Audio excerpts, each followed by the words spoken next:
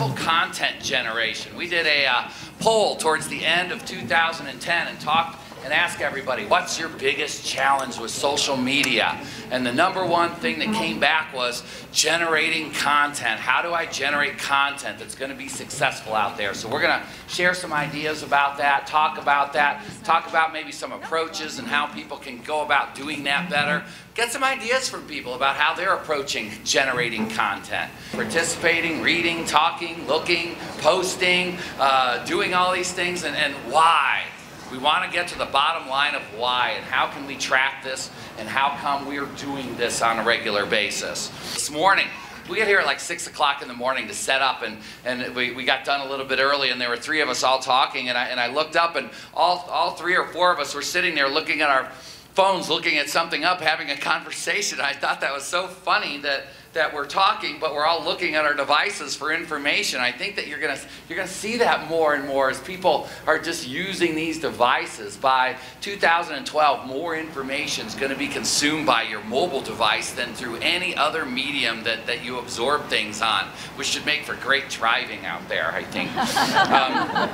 You know, and so we're all just getting bound to these things. So we're all kind of going through this transition and this change about how we look at these things. Some of the things that we've talked about in the past are control over the message. Who really controls the message of your brand right now? And businesses are losing that control. It's not in their control anymore. They've got to guide and influence instead of trying to say, this is what we have to say. You've got to do it with some more intention. And we're going to talk about that today through successful content generation. How are you going to generate content that engages people, that's valuable, that they'll listen to, that allows them to create your message the way you want it created for you?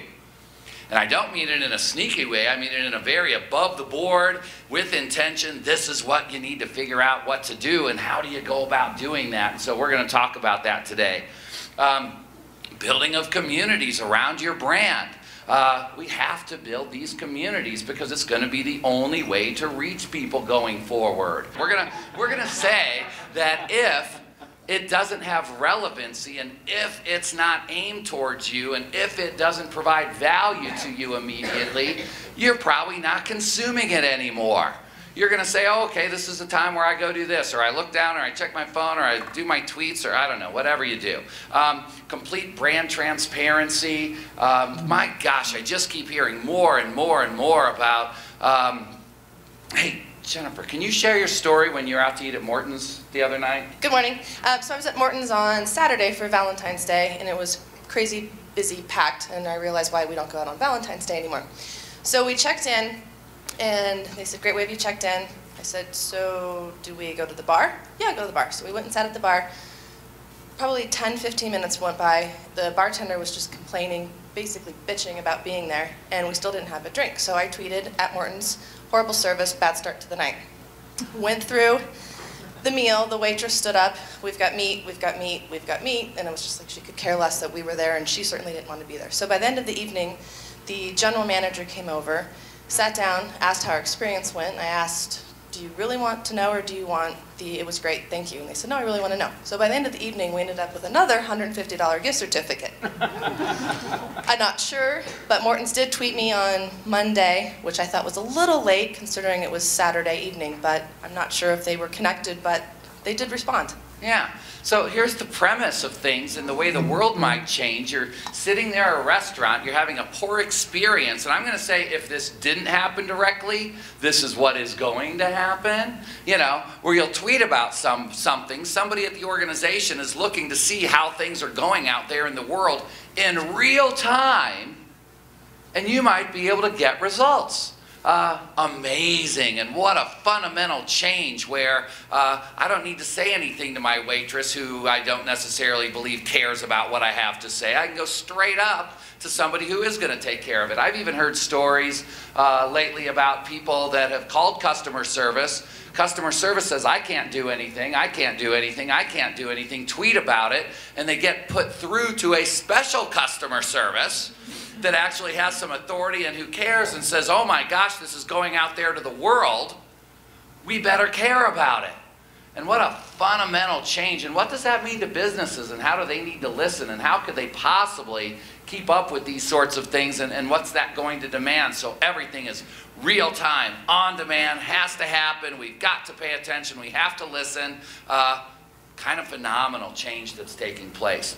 Multiple different channels of communication. We no longer can just say, hey, let's listen on a single channel, or let's put content out there on a single channel. We just talked about on demand. That is truly on demand. I'm waiting for my meal and I'm saying this sucks, and somebody's going to come up by the time my meal comes and say, what's the matter? Wow, that's kind of neat. And then need for business to communicate using social. Who in here finds content challenging to create? Okay? Who in here finds useful content challenging to create? And I think that's the big point of our conversation today. I think anybody can go out there and they can generate content. And this is why social media gets a bad rap. You know, when we're first talking to people, a lot of times they're like, well, it's just a bunch of crap, right? Ugh, I don't want to read all of that. Why do I care? Where do these people get all this time to absorb all this stuff? And it's because, like with blogs and like with anything else out there in the world, 95% of it isn't done well. And so I'm hoping during our conversation today we'll have the ability to talk a little bit about what is good content. I'd like to get a few people's ideas actually on what they consider good content. What do you want to see when you're consuming social media? What are the key things that need to be in that content for you to say, yes, I will engage with it. Yes, I want to read it. Yeah, when I get that tweet or I see that somebody did something or they posted a new video, I'm inclined to watch. Humor. So humor might be a key element to what people look for. Is it gonna make me feel good? Something useful. Can you elaborate on useful? What might useful be?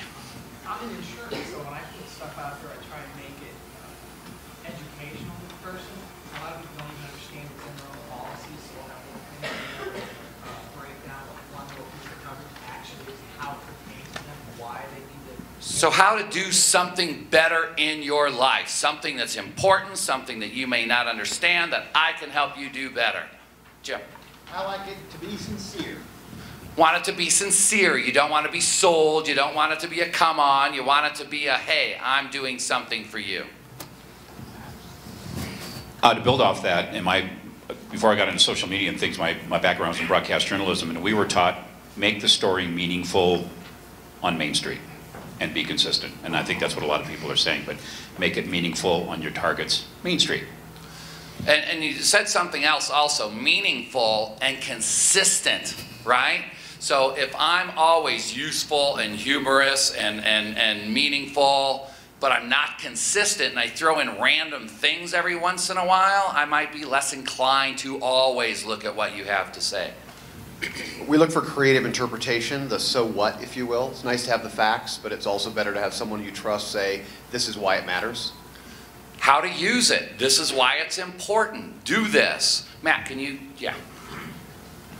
Oh, sorry. Thought leadership or trends, what's coming up in the industry and what we should be looking at going forward. So some sort of valuable insights, things that will help them do a better job. Current for today.